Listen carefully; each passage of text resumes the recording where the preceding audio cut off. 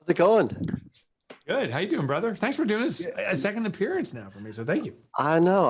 Well, we're honored to have you on, and from what I hear, today's a special day for you. Is that right? The big 5-0 happened. Happy birthday, my friend. Thank you, brother. Yeah, Any any been special great. plans?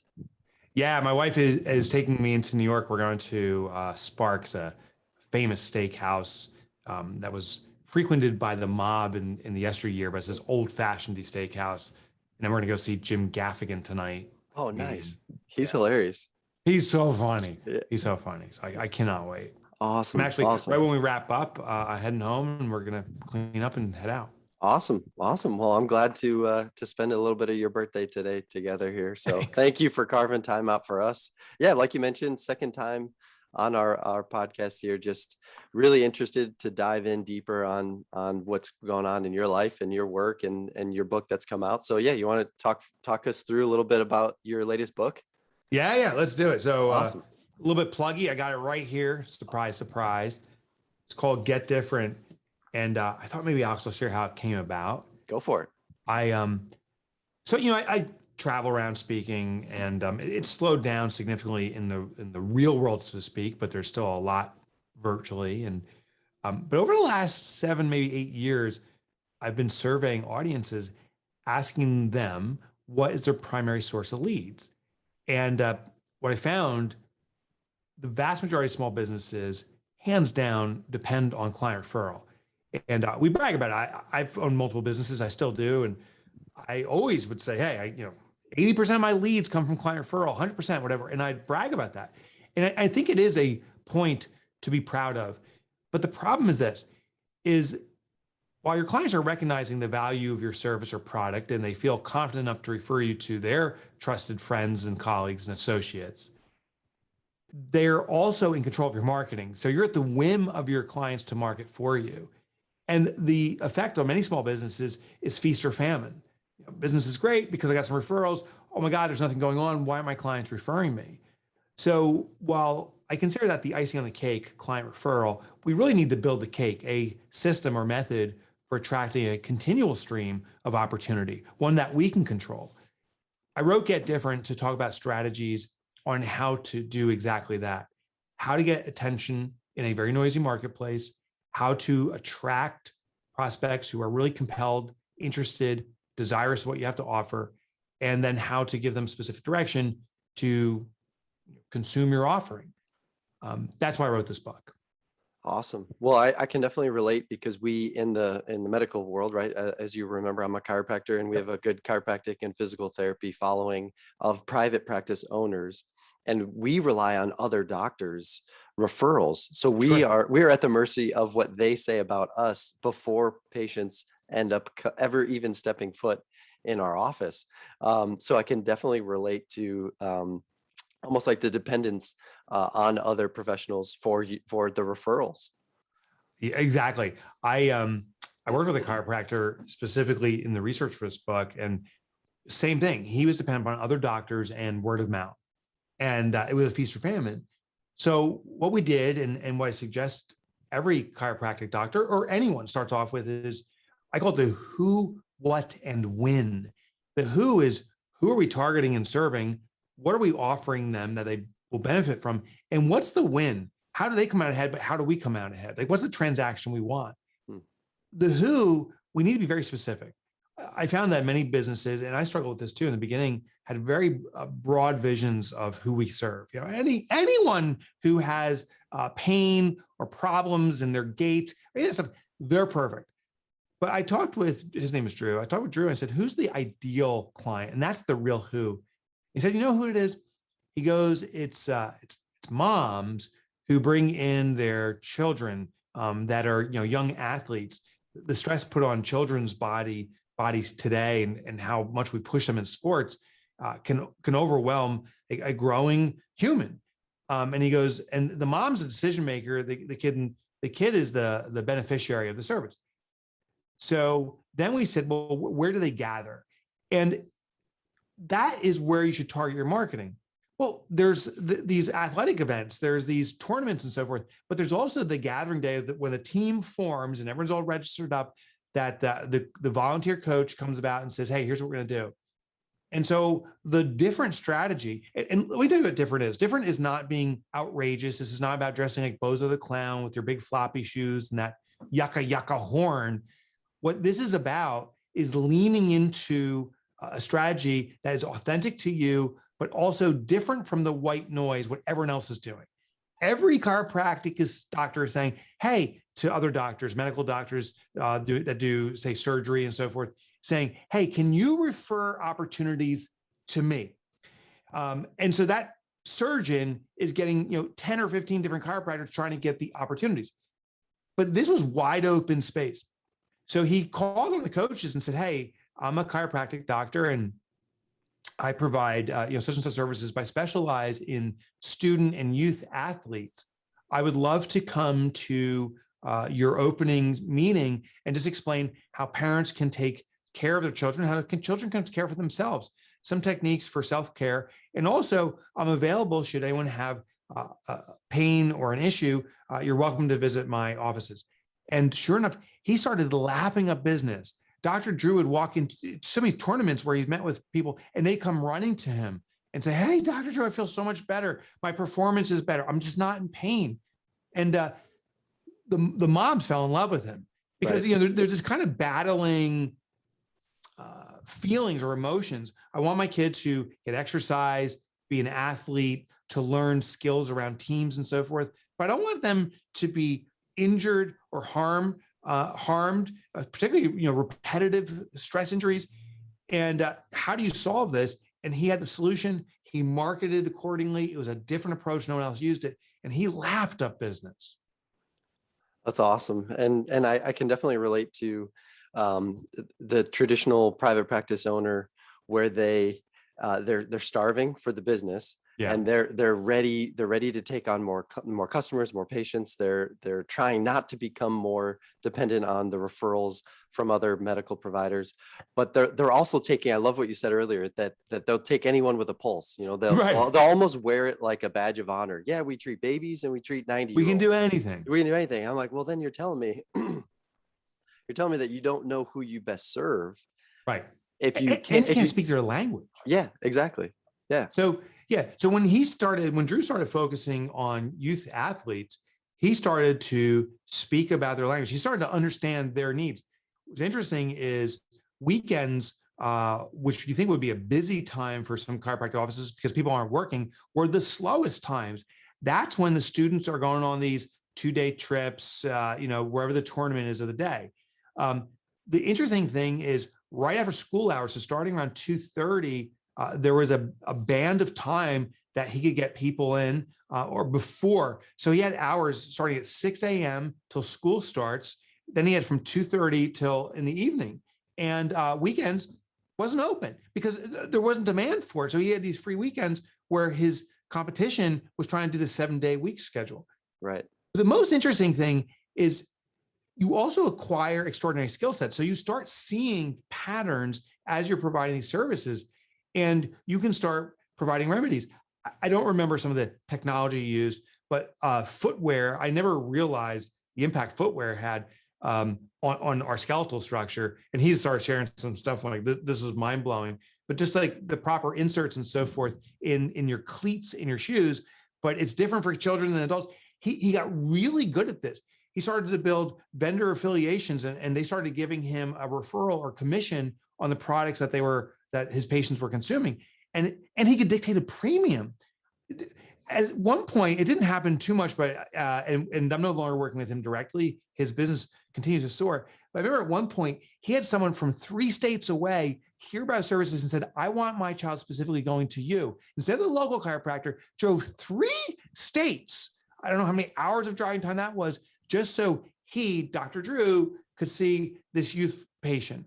And that points to the power of specialization. And when we target our marketing to one community and we build a reputation there, we naturally start building expertise right behind it.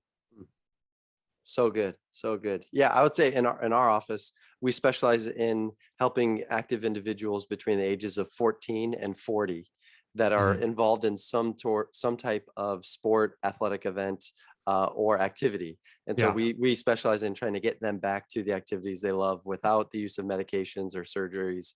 That's who we help. So if you fit into that category, and yes, we've had people younger than 14, Yeah, that'll and naturally happen. and Yeah. we've had people older than 40, 50, 60, but they're involved in an event. So they felt like we were speaking to their problem, and that before they ever came in, they felt like we understood them because they wanted to get back to their activity. And we already had on our website, we had already just proclaimed, we want to help you get back to the activity that you love. So I really do agree with the specialization in your niche. You got to know your, your avatar. You got to know the Totally. person that you want to help serve. So yeah, really, really, I'm excited. Your book just came out, right? It just came out Yeah. on the 21st of September. Just released. And I'm so excited about the momentum it has and the interest I'm getting from so many small business owners. Um, and particularly around the core element, and maybe I can just recap it real quick. There's Yeah, this go core for element it. called DAD or framework in the book. It stands for the 3 stages of effective marketing. So we talked about who to target, but when you do target a community, you have to do the first element, which is D, is do different. And what I mean by this is there is a common white noise, a common way people are marketing, and you have to do something that changes the frame because people will notice different. It's very hard to notice the same pattern. In fact, siren. I'm going into New York later today to celebrate my birthday with my wife, and in New York, and this is actually true everywhere now. Sirens for ambulances used to be the high-low whine. Wee, wee. They've changed that because people were dying as a result. Literally, you hear that high-low so often that you don't even hear it anymore. And people would be walking across crosswalks as the ambulance is ripping down the road, and they would have these head-on collisions and kill people. So they changed the sirens to be disruptive. Beeps, chirps, high, low, then real low, and then another chirp, changing it up because that variability is different and it jogs attention. Hmm. So in our marketing, whatever every other chiropractor is doing to target the same patients you are, don't do that. Right. You know, if you're working with adult athletes, I used to be in a lacrosse league for a long time after college. Um, First of all, go there where no one else is going, but do something different. Maybe your marketing for lacrosse members is you instead of showing the spine, you use a lacrosse stick and you show it all bent up and say, we fix issues like this, not your stick, but your back. Right. And now that is something that's so different. I've never seen a chiropractor do something like that. It's a high chirp, beep, honk. It'll get my attention. But different alone is not enough. Different gets attention, but it also must be that's the second part of DAD, attractive. Meaning it's got to speak to me. And you got to do this quickly. You know, when we garner someone's attention, when we get a chirp, beep, and honk, we'll pay attention for about 1/10 of a second before we decide, should I keep paying attention or is this irrelevant? So once you garner attention, speak to the need of that patient immediately. And you can do it through, feeling pain, we fix that. That's speaking to a need. But you may simply do it through entertainment or education. You may say, hey, listen, you may be pain-free, but you may be building toward that. I want to show you a technique to prevent it from ever happening in the first place. You can show things to people even if they don't have an immediate need, and that's how you stay attractive. And the last part of DAD, the final D stands for direct. Once they have this knowledge in your marketing, what's the action you want them to take? And the key about direct is be specific, but also be safe. What I mean by specific is give them one action to take. Sign up for our email address, come into our office, whatever it is, but be one thing. But also be safe. If you tell a new patient, hey, give me $10,000 and we're going to cover your chiropractic services for the next 5 years with that deposit, they'd say, what? It's overwhelming. It's unsafe. So we have to ask something where they feel comfortable doing the transaction. And sometimes it's not doing the buy right there. It may be like, hey, give me your email address and I'll give you the 10 ways to maintain good health for yourself as an adult athlete. Right. Now there's a currency exchange. You're giving knowledge, but you also have permission to email me. And then our job as the vendor is to matriculate that to the ultimate transaction where they're getting and benefiting the service that we provide. That's the DAD framework. And any marketing you do, just look at it and say, have I checked off all the parts of DAD? Does DAD approve?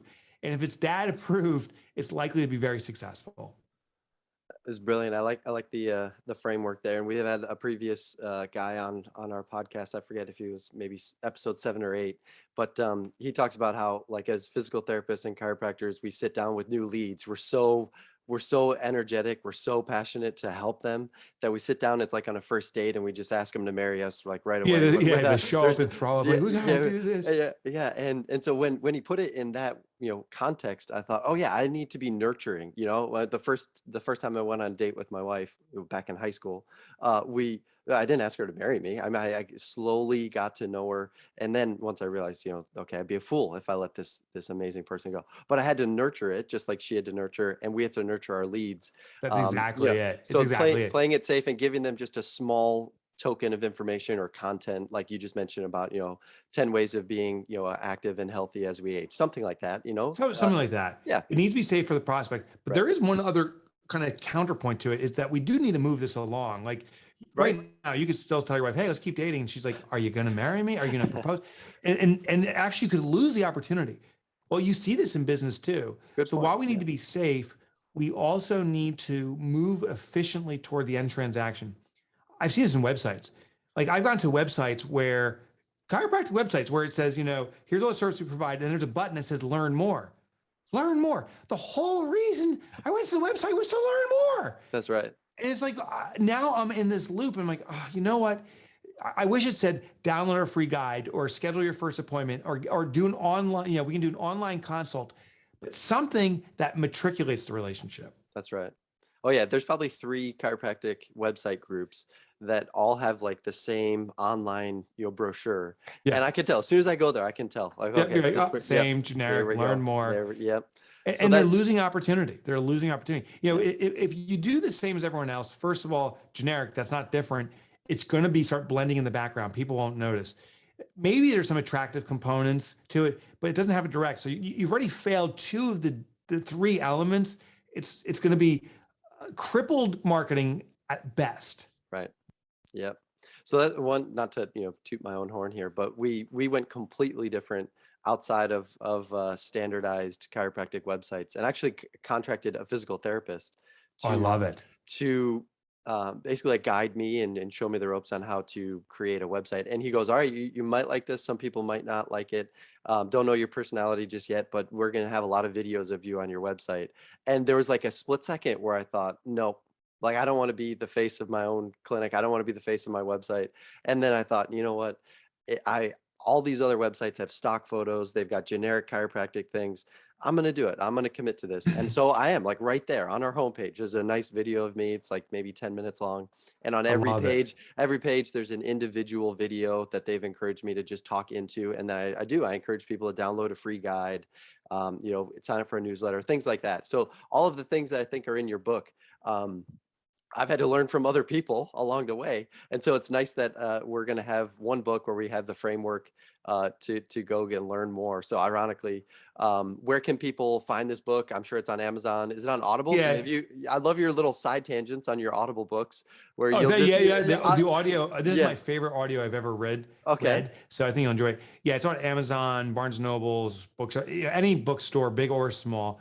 But Awesome. I'll tell you the starting point. Go to gogetdifferent.com. So it's the title, Get Different, but gogetdifferent.com. The reason I said that website is there's free resources there. And within seconds, we can get started on different marketing. If you download the resources, I have 100 interesting, different, cost-free marketing techniques you can try right now to distinguish your business. And you don't need to read the book to get that. So I would start there, get those resources, and then hopefully you're compelled to get the book too. Awesome. I've actually just opted in this morning. All 'Cause right, brother. I just had a feeling. I'm like, every time you do a book, you have your marketing set up the right way to capture Yeah, the right information. It's brilliant. thank you. What's the next book that you think you're going to write? What's the next problem you're going to solve for small The business next problem, owners? well, it's actually, you may see it right behind me there. That's the prototype. It's hard to see Okay. in the distance. It Yeah. says My Money Bunnies. It's the first time I've ever written a children's book. Okay. Profit First has been so successful for me, and there's been so much interest that I've had enough people say, you've got to teach my children how to do this. So I wrote a children's book. That's Awesome. going to come out by Christmas time. And then I'm revising Clockwork, one of the books I've written. I'm expanding it because there's so much new research that came out. And I can't reveal it yet, but I do have another brand new concept that's coming out in 2020 and 2022, 2023. That I've been doing research for 5 years now. I've compiled it, and now it's the process of putting it so that it's really palatable and consumable. Let me ask you this question here before we let you go. What's your writing process look like? Do you start with a big concept and then you break it down into smaller, or do you just like sit down and you go like Jocko Willink, I'm going to get 1,000 words written today, and then in 40 days I'll have 40,000 words. What's your writing style like? I'm definitely not as jacked as Jocko, I'll tell you that. What I do is I query my readers constantly and ask, what are you facing now? What are the biggest challenges? I have about 20 to 30 concepts that I've been investigating and researching. So actively every day I get up and do research. What knowledge is out there about it? And we do testing. So I own 2 companies, and I'm a licensor, I should say, or partner in about 4 other companies. All these businesses, we're testing out theories. Once we start getting traction internally, we start then testing it out with other companies. And then once we have the concept and proof, that's when I start compiling, documenting, and writing. So my 2022-23 book, we have all the research done. Now it's just compiling the thoughts. The other thing is I work on about, at any given time, 3 to 4 books, not writing the books. They're in different stages of testing and research or writing. And right now I am writing, and I do write every single day. I write 1,000 words a day. It's interesting. Wow. Well, it's not 1,000 words necessarily. I write for 1 hour a day from 6 a.m. to 7 a.m. every single day, except for weekends. I was there this morning, and it's just, it keeps it moving. But when I'm in what I call writing season, once the research is done, now I got to compile. I'll do about 4 hours of writing every day for a few months to really get this together, and then it goes through editorial and stuff like that. Wow. Brilliant. So from beginning, when you think of an idea until the book actually hits the shelves, how long does that usually take you? On the fastest I've ever turned around a book is 5 years. The longest is 10. Get Different took me 7 years of work to complete this book. Brilliant. See, that's why I think our readers and our listeners are like starving for that type of information. I mean, I'm in the process of self-publishing a book, just kind of going through, just kind of, again, targeting our niche, and then just, trying to provide information out there. So again, there's a little preeminence that goes into like being an author and writing a book, and Sure. also that's my legacy is what Sure. you write. So you've got a collection of books there that will surpass your time, your own. Yeah, your own time on life. this plan. I hope It's on timeless, time on my plan. Yeah, I hope this. That's right. I'm forming a form of legacy that serves generations after right. I've left our planet. That's right. I mean, we still read, all sorts of books that you have people that have passed away, and we will sure forever. do, yeah. And so that's your legacy. And so I think I every time I talk to somebody, I think, man, you have such a, I was just talking to a physical therapist that specializes with gymnastics injuries. I'm like, that's such a unique group of people to work with. You need to write a book. I'm like encouraging that person to just step out and write a book. And so I think people need to hear that you could get it done in a year if you self-publish and put it on Amazon. But also if you want it to be a little bit more structured and published like 5 years, that's a long time. That's a commitment. It's a long time. It's not sitting and typing every day. I think that's what people confuse. It's when I release a book, I want to make sure that every ounce of my knowledge, everything that I've extracted, is in there, and that you'll walk away, you pay $30 for a book or something, and it will change your life. Right. To me, there's no greater exchange than a book for $30 and your life is permanently better. But to do that, at least for me, I need to compile tons of information. I would say 90% of the stuff I research and find gets thrown in the trash. It's not relevant, but I try to compile the story, the methodology, so that's extremely fluid. And it just takes me a lot of time to do that right. Well, I can absolutely attest to the $30 investment in Profit First, and it has literally saved me and my family and my businesses thousands of dollars. Yes. So, come on, I got to give you a little shout out there. I mean, I love it. I had no idea what to do with money, no idea how to manage it. I thought I could manage it if you think about it that way. And so now there's a structure, and every single dollar has a place to go before the end of the month. Love it. So I can't thank you enough for that strategy and that book, and it's worked wonders in, like I said, in my businesses and within my family life. So I'm excited to read about the kids book, the children's book as well. That's for sure. It's called My Money Bunnies. Awesome. And it'll be coming out soon. Hey, Awesome. Alex, thank you Awesome. so much. Thank you, Mike, for your time. Happy birthday. Have a great day Thanks, today. brother. And thanks for carving out some time for us. Until next time, my friend. Okay. My joy. Be well. Bye-bye. See ya.